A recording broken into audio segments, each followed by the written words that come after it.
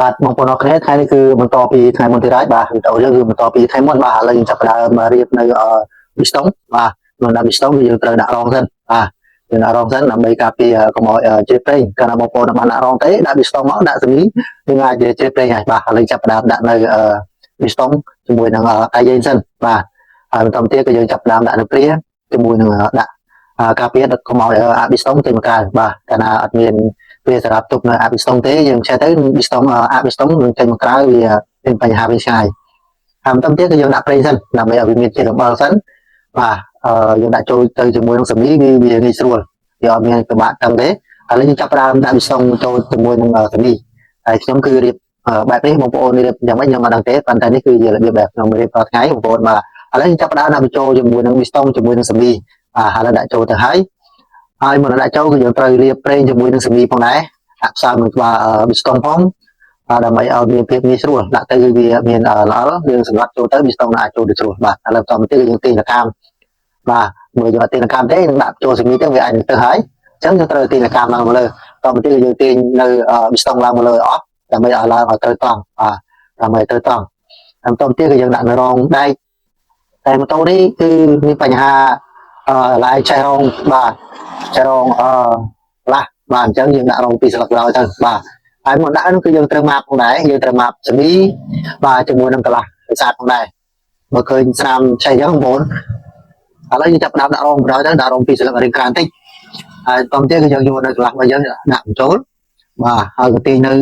ៅលកាមយើងជាហ្នឹងចូលជាមួយនឹងអារុនកន្លែងពងលកាមបាទឥឡូវទាញហើយបន្តទៀតគឺយើងយកខ្សែយើងបាទ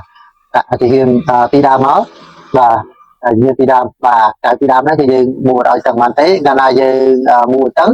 កាលណាយើងរត់ចៅ4វានឹងកែកវាពិបាកវារត់ស្មាត់នេះណាបាទរត់ស្មាត់នេះទេអញ្ចឹងយើងដាក់រៀងទុំមកហើយ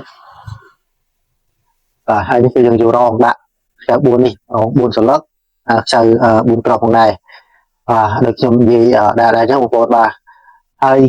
យមានជើងរីម៉ាស៊ីននេះមួយគឺងាយស្រួលមែនតើបងប្អូនបាទយើងបំពេញខាងណាក៏បានដែរឧបករណ៍សម្រាប់តឡើងជើងរីម៉ាស៊ីននេះគឺសម្រាប់ចំពោះរូបខ្ញុំដែលជាអ្នកតឡើងជើងរីម៉ាស៊ីននេះគឺងាយស្រួលយើងតឡើងហើយអស់ចេះហើយយើងចូលលើដាក់ពាក់ជាមួយរីម៉ាស៊ីនចាប់ជាមួយរីម៉ាស៊ីនគឺងាយស្រួលមែនតើបាទហើយជើងនេះគឺមកបងប្អូនបាទចូលទម្ងន់បើខ្ញុំវិញទម្ងន់75គីឡូគឺឡើងចន់ហ្នឹងគឺអត់មានបាក់ទេបាទគឺធានាគុណភាពបងប្អូនបាទមើលតែខ្ញុំរៀបទៅក៏ដឹងហើយបាទអញ្ចឹងកុំឲ្យវិញឆ្ងាយចាប់ផ្ដើមមើលពងកម្មយើងបាទគឺមានចំណុច0បាទចំណុចកន្លែងយើងគឺមានចំណុចតិចកន្លែងដៃខ្ញុំចោលឃើញបងប្អូនបាទកាលណាយើងដាក់ខុសតង់ខុសពួនគឺពិបាកបញ្ចេញម៉ូតូហើយបាទបើសិនតែចេះក៏ចេះទូត្រាស់មូលថាមូរ៉ូទៅវាដាច់ហើយរៀងថប់បាទអានេះគឺមានបញ្ហាខ្លះគឺខុសតង់បាទអញ្ចឹងយើងដាក់តម្រូវត្រូវឲ្យត្រង់មកបាទចំណុចញលកម្មគឺមានចំណុច01ចំណុចកន្លះយើងគឺមានចំណុចចិត្តកន្លែងនឹងតិចហ្នឹងហើយដើម្បីជាកំណុះបាទគឺគួរឲ្យយើងចាំចំណាំយកកន្លែងហ្នឹងគឺពួង0កាលណាយើងដាក់ខុសពួងខុសតង់គឺពិបាកបញ្ចេញហើយម៉ូតូហ្នឹងគឺចេះអត់ត្រួតដែរមូលទៅនឹងថប់អាការៈចឹងហើយឥឡូវយើងប្រាប់ដាក់ត្រូវត្រង់ហើយឃើញបងប្អូនបាទត្រូវហើយឃើញអត់គឺត្រង់ចំមកកន្លែងចំណុចហ្នឹងហើយដោយសារកន្លែងនេះរឿងចាំងថ្ងៃអញ្ចឹងបងប្អូនពិបាកមើលតិចដោយសាររឿងចាំងថ្ងៃបាទឥឡូវយើងឃើញកន្លែង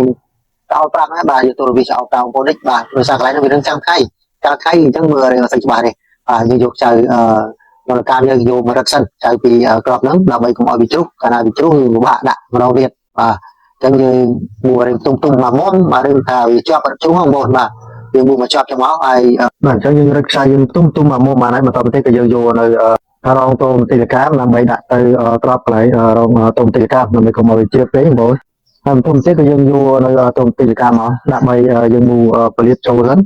ដើម្បីឲ្យវារៀងធូរបាទកាលណាយើងអត់មូបញ្ចូលទេវាអាចដាក់ទៅវាតឹងចោលនឹងលកាមបាទយើងដាក់មូបញ្ចូលទៅrồiបន្តទៀតយើងរឹកខ្សែទៅមកបាទយើងយកទូរវិស័យបាទហើយតូមទីលកាមគឺមានទូនាទីសម្រាប់សកលកម្មបាទសកលកម្មទៅណាអញ្ចឹងពេលយើងមិនតន់ដាក់តូមទីលកាមសកលនេះលកាមយើងនឹងធូរកាលណាយើងដាក់តូមទីលកាមសកលទៅធ្វើឲ្យលកាមនឹងតឹង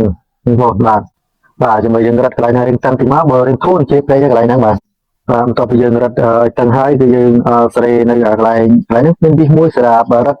ដូចនៅកន្លែងតូមទីលកាមមួយដែរកាលណាយើងដាក់វិសមូកន្លែងហ្នឹងទេគឺពេលយើងបញ្ឆេះទៅវាចេញខ្យល់ហើយជិតកន្លែងហ្នឹងណាជាមួយខ្ញុំយកដៃលុកមើលឃើញព្រោះមកយើងចេញមើលទៅគឺកន្លែងហ្នឹងគឺតឹងបាទតឹងមូលហេតុដោយសារយើងដាក់តូមទីលកាមគឺតូមទីនឹងសង្កត់ទៅធ្វើឲ្យលកាមគឺវាតឹងរួចហើយគឺយើងយកដាក់សង្កត់យើងចេញមកបាទដើម្បីទប់យើងរត់នៅមូលកាមដើម្បីកុំឲ្យវាលូតខុសតង់បាទអរគុណ